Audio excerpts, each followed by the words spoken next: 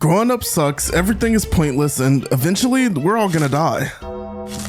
But I'm sure most of us want to leave a lasting impression on the world, to leave your family off in a good position, to make a real positive impact on your friends' lives, or to make art, music, or content that truly resonates with people and leaves a legacy. So imagine you're married to this anime girl for 50 years, and when you finally croak, all she has to say at the altar is this. I don't know. The sex was okay, I guess. Damn, bitch, that's all you got to say? 50 years, 50 long years you spend with this woman, ironing her clothes, making her food, helping her achieve her goals, and other shrimp shit you wouldn't do unless you were truly in love. To you, those 50 years were a dream. 2D girls are finally real. You cherish those memories. And all she has to say is, did he smell kinda weird to anyone else? what? Were you not nice enough to her or something? Did you not treat her right? Did the weird obsession with 4chan and body pillows scare her away? Nah, to your wife, to Frieren, the time you spent together was a speck on the seemingly everlasting timeline that is her life. To her, 10 years go by like 10 minutes. 100 years is a short walk on the beach. 1,000 years goes by like waiting in the line for Chick-fil-A. That shit is always packed. The time you spent together is such a small part of her life that she doesn't see the impact. She doesn't really give a fuck about you, and she even goes out of her way to say it multiple times. 短い間だったけどね。 But if that's true, after you're gone, why can't she shake the thought of you? Why can't she stop crying? That's what's at the heart of this show. Sosou No Frieren, Frieren Beyond Journey's End, or my personal favorite, Frieren at the Funeral, is a story about connection, relationships, and time's effect on those things. The show starts by collecting our heroes, Himmel, Heiter, Aizen, and of course Frieren, where they all get recruited by the king to go kill the big bad demon lord and save the world.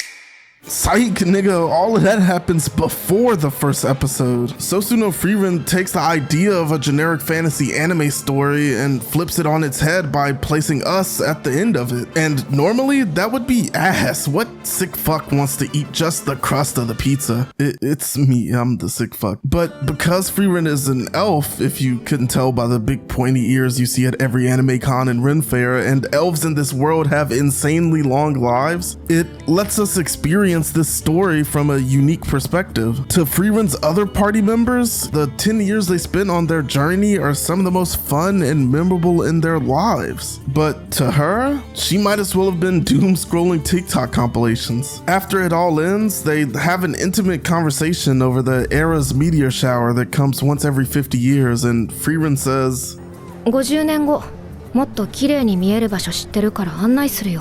Be nice to her, she doesn't really understand how time works. But of course, they do end up making it to the next era's meteor shower, one final adventure before hero and leader of the group, Himmel, dies. I'm not gonna lie, Himmel's death didn't really affect me that much. I'd known the character for what, 15 minutes? I got more connection with fries that got cold before I got to eat them than I have with him. And it didn't really bother Frieren either. But as Himmel is being laid to rest in the ground, the last time they'll ever see him, it finally sets in. Frieren breaks the fuck down. She wonders why in her 10 years with him that she didn't even try to get to know him a little better. Why wasn't she able to form any connection with him at all? And that's where Frieren's true journey starts. She wants to know why she can't create the same connection seemingly everyone else can, and why this small 10-year journey is having such a large impact on her. You see, Sosou No Frieren is a show about impacting life and using Frieren as a catalyst. It talks about mortality.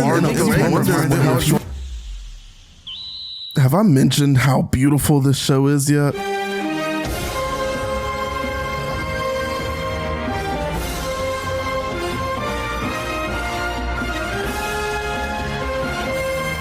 Listen, I don't pretend to know shit about dick when it comes to animation. I'm not some Sakuga connoisseur, I don't know anything about storyboarding, keyframing, special effects, cinematography, none of it. But what I do know is this is good shit. Madhouse is cooking up something special with this adaptation. Each scene is intoxicating. The quiet pitter-patter of walking in the grass invites you into the story. The drizzle of the rain, the breeze cutting through the wind, the sounds of a bustling city or a cart rolling, the fucking sound the magic makes. Everything sucks you in more and more until eventually you're engulfed in it. This is what a fantasy world should feel like. Star Wars, Avatar, Game of Thrones, Adventure Time, fucking Sword Art Online when it came out. Each of these stories have interesting worlds with unique ideas. And I feel like that at its core is the essence of good fantasy. Craft me a brand new universe with its own set of rules, politics, and aesthetic, and I'm hooked. Whisk me away to a world that I can dream of myself being in, having my own powers, going out adventuring before coming back into town to slide to the tavern with the homies for a drink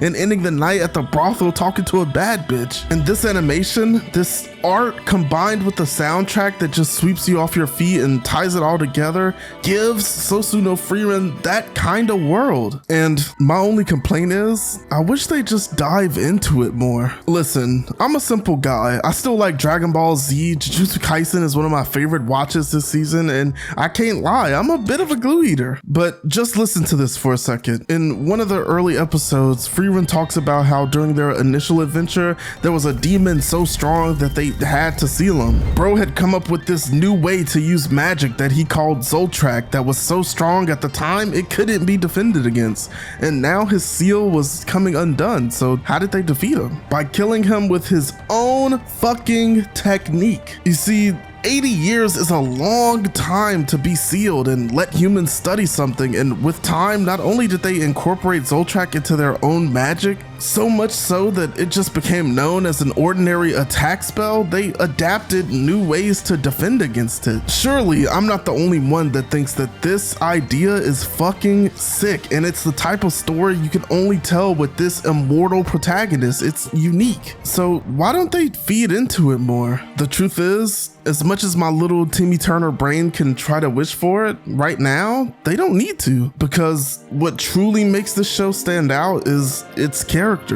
Sosou no Frieren feels like if you capture an adventure and locked it into the TV screen, and you're right there in the camp with Frieren and friends. It's filled with lighthearted moments. Most of the magic that we see is just neat little party tricks, little quirks and things the characters say that aren't even funny without context.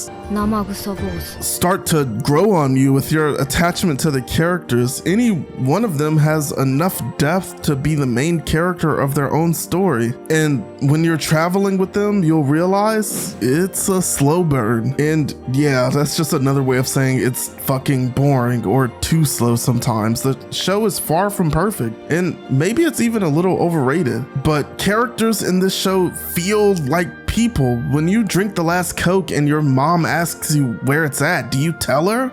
Hell no, you take that shit to the fucking grave. Characters in Sosou no Frieren will do the same thing. They hide their true motives or are indirect with their feelings. Sometimes they don't even know how they feel or why they do things, and those slice of life moments and the slow time you just spend adventuring with these guys makes the emotional stuff hit way harder. It's one of few anime where truly impactful moments can come without a lot of buildup or without smacking you over the head with them. でも、たとえ実在しなかったとしても、必死に生きてきた人の行き着く先が無であっていいはずがありません。And it's in those moments that the show is its most powerful, when it can get you to pause for a second, be introspective, or just think, damn, that's some real shit. When it first started, I didn't give a fuck that Himmel died because I didn't have any experiences with him. But as the show continues to unravel and reveal more of his impact, that's when I started to care. That's when you can see that Frieren truly does care. Even though their adventure was only a minuscule portion of her life, the truth is that it's not how much time something takes, but how you spend that time that's truly important. For Frieren, she was letting years go by without truly cherishing most of them, but now she's finally ready to try and find meaning in it. So keep your head up, King. All those late nights massaging your anime waifu's back when you didn't really want to really did mean something to her after all.